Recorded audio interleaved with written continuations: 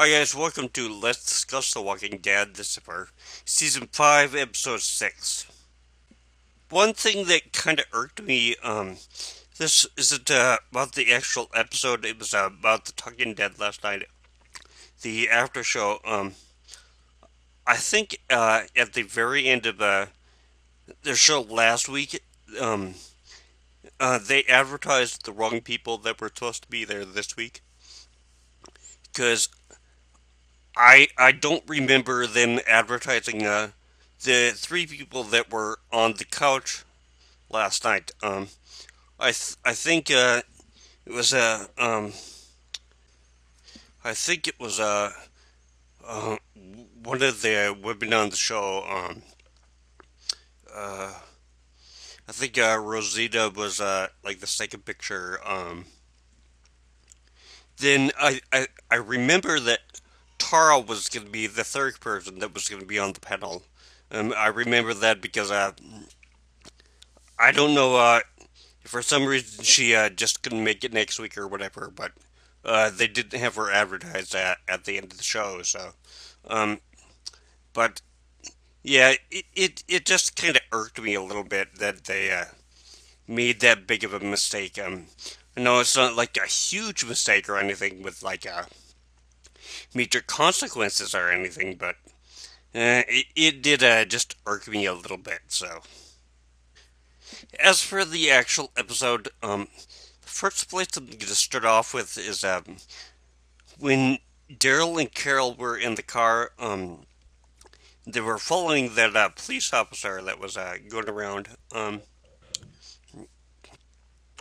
To me, I think the police officer actually saw them, because even though the car that Daryl was driving didn't have his lights on or anything,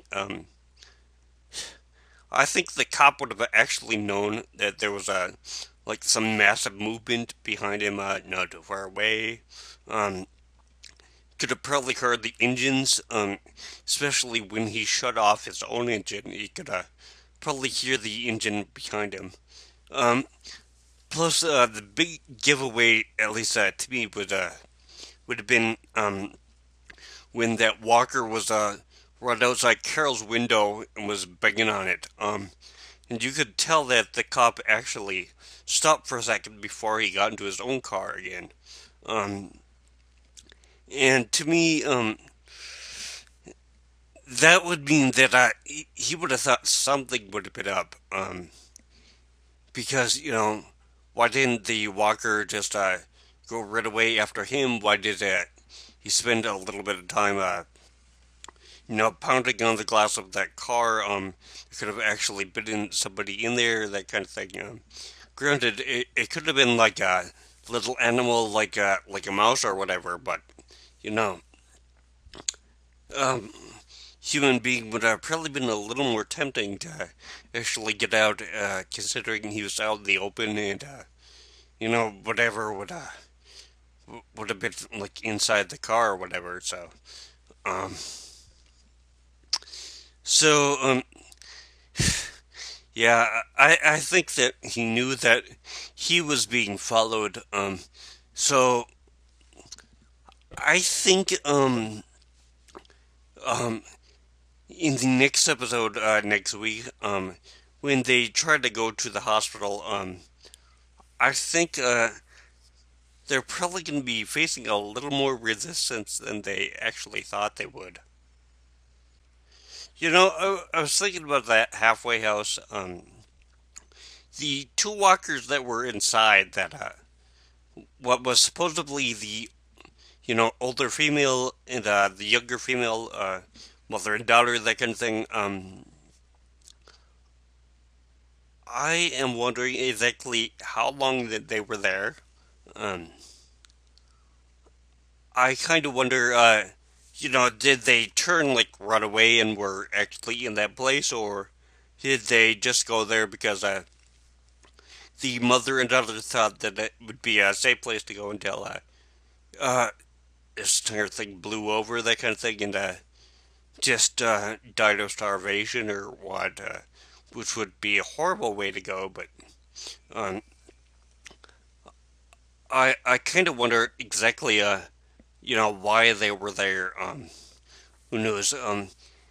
They could have actually been part of that group that was camping up in that bridge or whatever between buildings that Daryl and Carol went through. So maybe they were the ones that actually killed all those people that were there and just ran away with their supplies. And and we found that place, but who knows? And yeah, I know that this is kind of a twisted sense of humor for me, but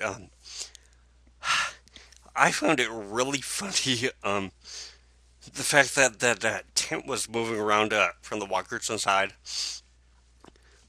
When I saw that, it just struck my funny bone where I just bust out laughing because I thought it was so funny.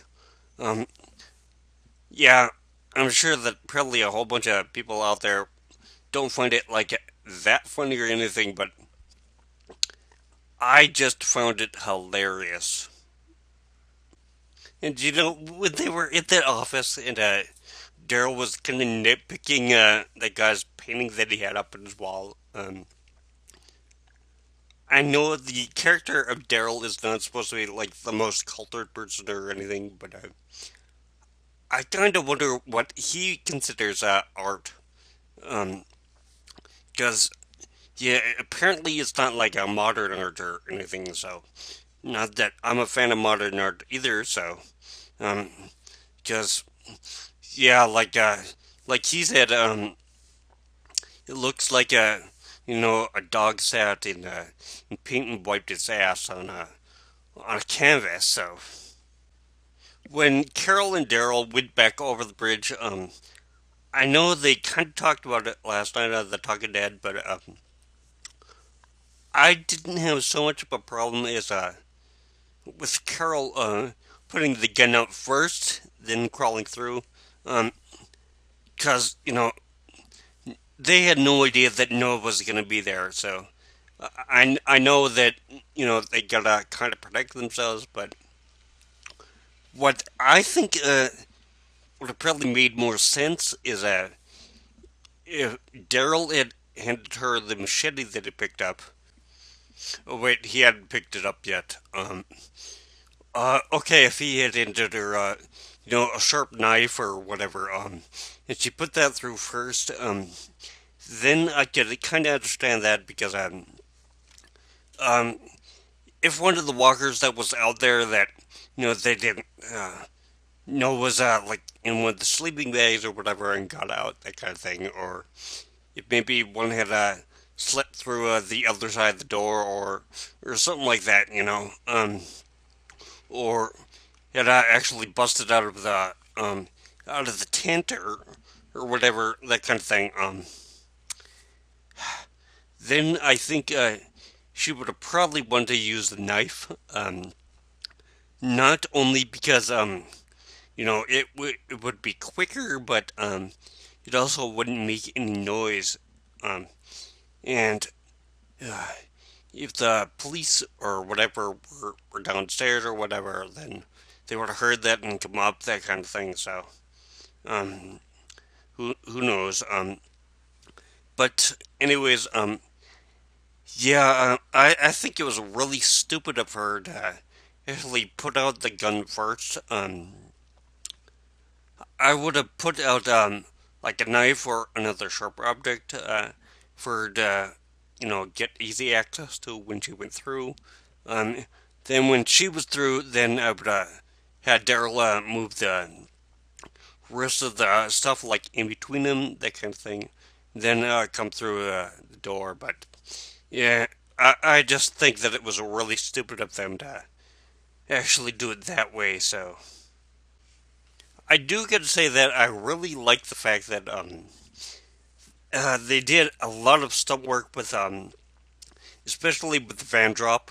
Um, I I really have to give them a big thumbs up for that because they didn't just do that like in post production like through CG or whatever. They actually used a van to do it, which made it look a lot more real. Um, but one of the things that uh, it did irk me a little bit when the van fell. It landed on its wheels, and if you looked at the inside of the cab when um, they were looking out, they would have like a superimposed video, that kind of thing. That video made it look like the van should have crashed like on its nose, which would actually killed them inside. But oh well. So, um, and I do really like the fact that they actually had a couple of walkers like actually follow the van off the bridge and like slammed onto the top of the roof. Um, I thought that was a really nice touch. Um, the only little thing is that maybe they should have had a couple of more walkers actually do that, because more than like two or three of them actually survived doing that. So you would think that the roof of the van would have at least seen like five or six extra walkers like actually slammed down onto it. So at the point where Daryl and Carol were up in that one office building, spying on the cops down below, that kind of thing. Then they heard the gunshots or whatever, and the arrow move and that kind of thing. So they went out to look and see what was going on, that kind of thing. When Daryl saw that walker that was kind of pinned against one of the walls with the arrow stuck in its throat, I know a machete is more of a hacking weapon, but considering they've got to save as much energy as they can. Um, the walkers have kind of soft skulls now, that kind of thing. I I really don't understand why he took a full slash at the head of the walker. Why he didn't just use the very tip of the machete and stab it up through the underside of the guy's throat. Because either way would have actually destroyed his brain, that kind of thing. But yeah, would have saved him a lot on energy, I think so. And yeah, I know in that situation, you're not exactly gonna stop and try and think things through. You're just gonna, act in the fastest way that you know how to, that kind of thing. So, um, I'm not really surprised that Daryl actually saved Noah when he was, pinned out of the bookcase. I know a lot was said about the reason that he did was that he was going to do it anyway. He just wanted Carol to admit that she like needed other people and this kind of stuff. I think yeah, that is nice to say and stuff, but I think that's kind of overthinking it a little bit. Because if you look, the walker was maybe about like half an inch away with his mouth from actually getting Noah. Um, so close to the fact that you know, he could have actually like just bit the tip of his nose, or Noah could have just said, screw it, that kind of thing.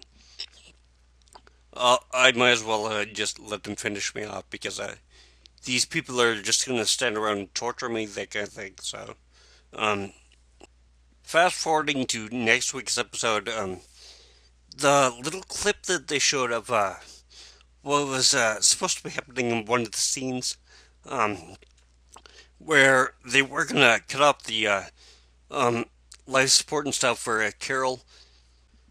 Dawn told Beth that she killed her because she was making the argument that hey, she should be kept on life support and stuff, because it's really not much of a hassle to them, that kind of thing. I think that Beth did that on purpose. Um, basically, because she knew that Don didn't like her at all, so she was going to basically do the exact opposite of whatever Beth wanted, that kind of thing. Um, I think that what was really happening was that sometimes when Beth would go into Carol's room, she would know that she was actually doing okay and stuff, and was actually conscious and could take off the life support anyway, that kind of thing. Um, so I think she was trying to make it sound like she was actually in worse shape than she actually was. Um, who knows? Maybe so that nobody would actually suspect her of being okay and being able to do anything. So that when they just had the doctor or whatever come in there to stab her in the head, that kind of thing, she would actually just kill the doctor for Beth, and then she wouldn't have to have blood on her hands, that kind of way. But yeah, who knows? She might still be in the position where she's really, really hurt and she needs it. So I might just totally be off on this one. So, and the guy cop that's with Don in the clip, he used to be on Iron Chef America, um, and he would be really animated in the secret ingredient that he would give at the beginning of each episode, and it was so hilarious. Um, I wish I could find a clip here on YouTube where I could download it and put it in, that kind of thing, but I know that if you go and look for like I think it's today's secret ingredient is, if you put that into your address bar or whatever, you'll be able to see a video of it here on YouTube. But I wanted to find the one where he would be like, today's secret ingredient is, and then it would have like that little thing from Futurama where they had kind of a play on Iron Chef, where the secret ingredient was Soylent Green. So I just thought that'd be kind of funny, but um, yeah, I guess I'm kind of over explaining it, I guess, but anyways, uh, yeah, that's gonna be about it for this episode. So I'm gonna sign off for now. This is Victor 15. You've been watching Let's Discuss The Walking Dead. This has been for season 5, episode 6. So I will see you next week for episode 7.